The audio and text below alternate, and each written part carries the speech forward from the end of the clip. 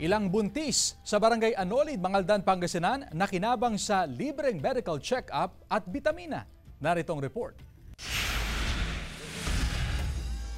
5 buwang buntis si Dayan para sa kanyang unang baby. Isa siya sa mga soon-to-be mom na sumailalim sa libreng medical check-up sa Buntis Day sa Barangay Anolid, Mangaldan, Pangasinan. Kinuhanan siya ng blood pressure. Masakit yung ulo minsan, nahihilo, nasusuka. At saka first check-up ko po dito sa Anolid.